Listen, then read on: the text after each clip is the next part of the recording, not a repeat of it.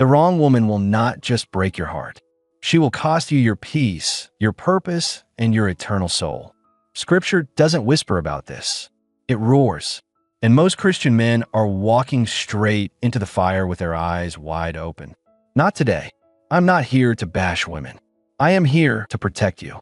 The Bible tells you in Proverbs 4 verse 23, guard your heart above all else, for everything you do flows from it. Everything. Your walk with God, your calling, your destiny.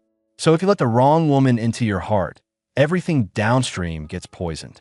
Here are 4 types of women Scripture warns you to stay away from, and most Christian men ignore every single one. Type 1. The unbeliever.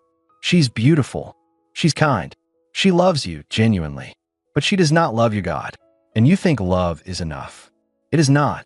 2 Corinthians 6 verse 14 says it plainly. Do not be unequally yoked with unbelievers. A yoke is a farming tool.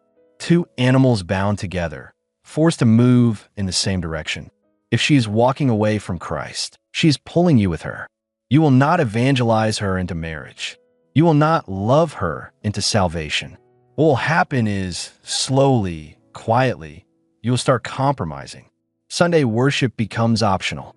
Prayer becomes awkward. Your standards start to feel like burdens. And one day you look up and realize you are no longer the man God called you to be. That relationship is not love. That is a spiritual anchor around your neck. Type number 2, the idolater. She is spiritual, just not surrendered to Christ. She burns sage. She reads her horoscope. She calls on the universe. And she tells you, I believe in something greater. That is not enough. Exodus 20 verse 3, you shall have no other gods before me. God does not grade on a spiritual curve. If the woman you are pursuing has built altars to anything other than Jesus, you are in idolatry. She will normalize what God calls an abomination. She will make the occult feel harmless. She will blur the lines until you can no longer see them. A man called by God cannot afford blurred lines. Type number 3, the seductress. Proverbs 7 paints a portrait of this woman, and it is devastating. She is loud. She is seductive. She does not come looking dangerous. She comes looking irresistible. In Proverbs 7 verses 26 to 27 delivers the verdict. She has brought many down to death. Her slain are a mighty host. Her house is the way to Sheol, going down to the chambers of death.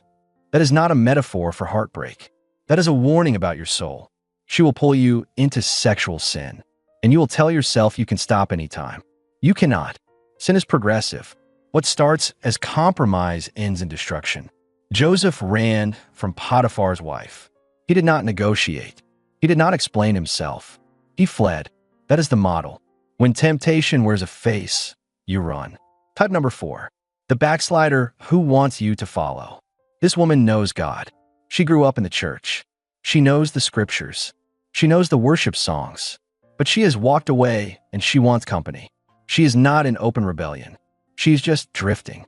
And she is inviting you to drift with her. Revelation 3 verse 16, God says to the lukewarm, because you are lukewarm, neither hot nor cold, I will spit you out of my mouth. You cannot build a God-honoring life on a lukewarm foundation.